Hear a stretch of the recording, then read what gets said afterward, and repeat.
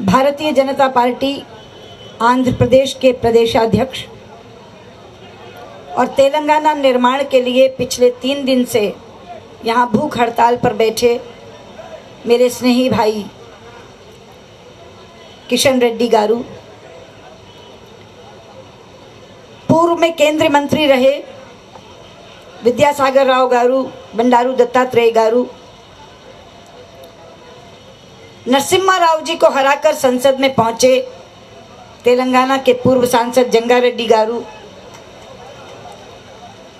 Bharatiya Janata party के राष्ट्रीय मंत्री मुरलीधर राव गारू,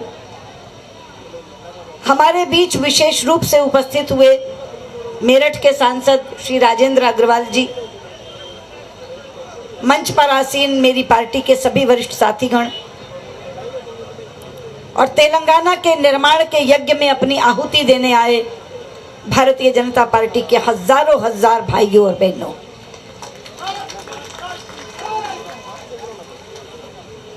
जब किशन रेड्डी ने बताया कि हम लोग यहाँ दीक्षा के लिए आ रहे हैं, 3 दिन तक मैं भूख हड़ताल पर बैठूंगा, तो मुझे लगा भाई आ जरूर जाओ, मगर इस बहरी सरकार को सुनता नहीं है और ये सरकार कुछ करती भी नहीं है। हर बार आते हो निराशा हाथ लगती है, इस बार भी निराशा ही हाथ लगेगी। मित्रों, मुझे दुख होता है कि तेलंगाना निर्माण को लेकर कितनी बार जंतर मंतर पर बात हुई, कॉन्स्टिट्यूशन क्लब में बात हुई, मावलंकर हॉल में बात हुई, हम लोगों ने बरसियां वर्षगांठें मनाई उन विश्वासघातों की जो तेलंगाना के लोगों के साथ किए गए, लेकिन इस सरकार के कान पे जू नहीं रेंगी। पर इस बार जब मैं इस मंच पे प्रवेश कर रही थी तो अपने भाइयों की हालत देख के मेरी आंखें नम हो गईं। इस बार केवल निराशा हाथ नहीं लगी, पुलिस की लाठियां भी लगी हैं। 35 लोग मेरे घायल हैं और 3 लोग अस्पताल में हैं। हमारे इंद्रसेन रेड्डी जी भी अस्पताल में। लेकिन मैं बैठे बैठे सोच रही थी, जब मेरा भाई गाना गा रहा था, वो गा रहा था कि तुमको समझ में नहीं आता, महिला से पूछो प्रसव वेदना क्या होती है। मैं एक महिला हूं, उस प्रसव वेदना को मैंने भोगा भी है। तो मैं यहां बैठकर सोच रही थी कि इस सब में से भी मुझे एक आशा की किरण दिखाई देती है, एक सिल्वर लाइनिंग दिखाई देती है, क्योंकि मैं मन से आशावादी हूं, निराशावादी नहीं हूं। मित्रों, ये तेलंगाना हमारा बच्चा है और इसीलिए इसको जन्म देने के लिए ये प्रसव वेदना आप भोग रहे हैं। लेकिन एक महिला के नाते बताना चाहती हूं कि प्रसव वेदना के बाद जब बच्चे का मुंह दिखाई देता है तो माँ सब कुछ भूल जाती है और उस बच्चे का मुखड़ा चूमने लगती है। इस प्रसव वेदना में से भी जिस तेलंगाना का निर्माण होगा, निश्चित होगा, और उस तेलंगाना, अपने प्यारे तेलंगाना को देखकर हम ये सारे कष्ट भूल जाएंगे, ये सारा संघर्ष भूल जाएंगे। लेकिन इस प्रसव वेदना में से तेलंगाना के बालक का जन्म होगा, होगा, होगा। इसलिए ये सरकार जितना मर्जी निराश करती रहे, हमें निराश होने की आवश्यकता नहीं है। 3 साल इस सरकार के दूसरे कार्यकाल के भी बीत गए हैं। बहुत धोखे दिए इसने, बहुत धोखे दिए। मुझे याद है 2009 का चिदंबरम का वो बयान अर्धरात्रि को कि सोनिया गांधी के जन्मदिन के तोहफे के रूप में तेलंगाना मिल रहा है आपको। आतिशबाजियां हो गई, मिठाइयां बट गई, लोग नाते गाते नाचने लगे कि हमारा तेलंगाना हमें मिल रहा है। मात्र 21 दिन के अंदर वो तोहफा वापस ले लिया। कभी दिया हुआ उपहार भी किसी ने वापस लिया है? इस सरकार ने दिया हुआ उपहार भी वापस ले लिया। चुनाव के वायदे भूल गए, घोषणा पत्र में लिखे वायदे भूल गए, पर संसद के फर्श पर दिया गया बयान भी भूल गए। उसके बाद जब उपचुनाव हो रहे थे, कांग्रेस के लोगों को प्रणब मुखर्जी ने बुलाया और कहा बस थोड़ी देर रुक जाओ, ये चुनाव हो जाने दो, उसके बाद हम तेलंगाना का निर्माण कर देंगे। वो आकर हमसे मिले। मैंने कहा इन तिलों में तेल नहीं है, ये सिर्फ तुमको टालने की बात है ताकि किसी तरह से ये मामला टल जाए। तुम देखना कुछ होने जाने वाला नहीं है। और लेटेस्ट क्या हुआ, ये बैठे बंडारू दत्तात्रेय जी, ये मुझसे मिलने आए। इन्होंने कहा सुषमा जी, केसीआर को कहीं से संकेत हुआ है और उन्होंने हमसे कहा है इस महीने के अंत तक तेलंगाना बन जाएगा। मैंने कहा बंडारू जी, अगर तेलंगाना बन जाएगा तो सबसे ज्यादा खुशी मुझे होगी, लेकिन आप कह देना केसीआर को कि अब बार बार विश्वास करना भूल जाए, काठ की हांडी बार बार नहीं चढ़ती।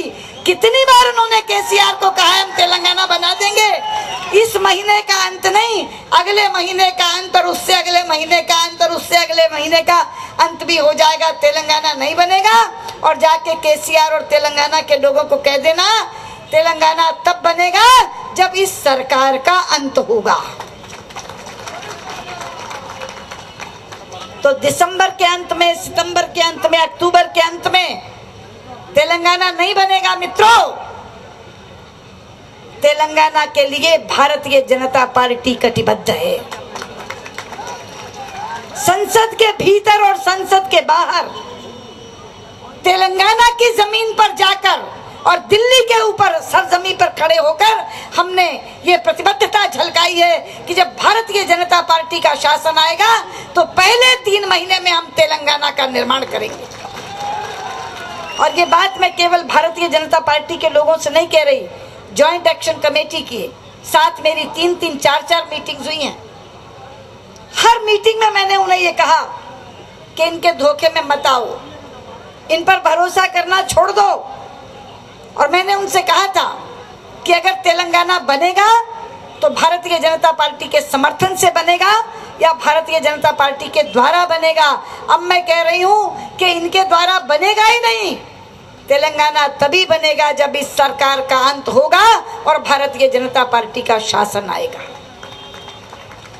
ये तो तेलंगाना निर्माण के लोगों को लाठियां देते हैं, गोलियां देते हैं, आंसू गैस के गोले देते हैं।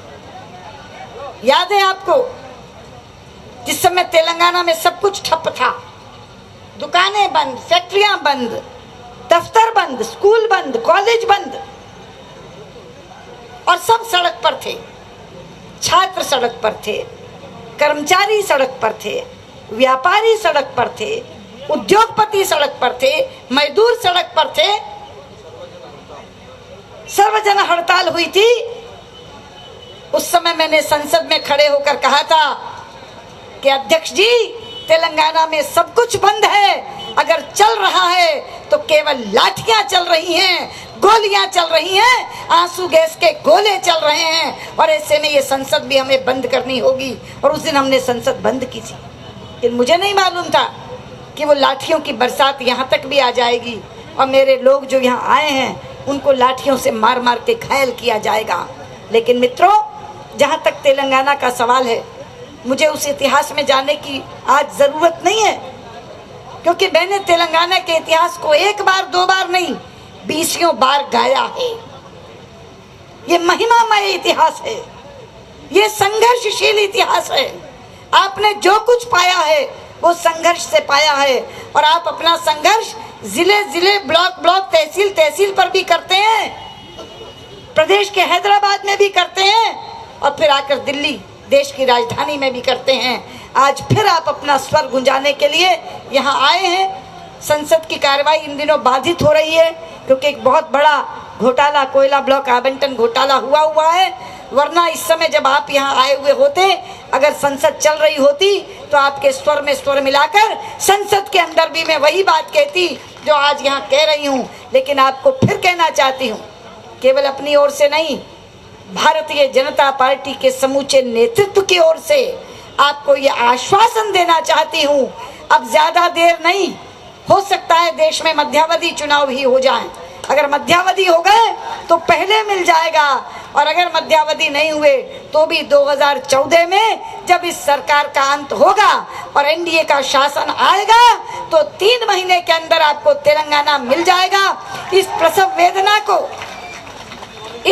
वेदना को भोग लो, उस बच्चे का मुंह याद करते हुए जो बाद में मिलने वाला है। जैसे मैंने कहा कि वो महिला अपने बालक का मुंह दुखते ही वो पूरा का पूरी पीड़ा भूल जाती है और उससे लगता है कि ये मुख की लालिमा थी जिसके लिए मैंने वो पीड़ा भोगी। वो तेलंगाना इतना सुंदर बच्चे के रूप में प्रकट होगा कि वो हम सब अपनी ये वेदना, संघर्ष और पीड़ा भूल जाएंगे। आपके आज के इस कार्यक्रम को मेरा बहुत बहुत शुभ आशीर्वाद, और किशन रेड्डी जिनके नेतृत्व में ये भूख हड़ताल चल रही है उनको भी मेरा बहुत बहुत आभार और मेरा बहुत बहुत अभिनंदन। और खास तौर पर मेरे वो भाई जो यहाँ से पुलिस की लाठियाँ खा करके जा रहे हैं उनको भी मेरा बहुत बहुत यशगान, बहुत बहुत धन्यवाद। नमस्कार।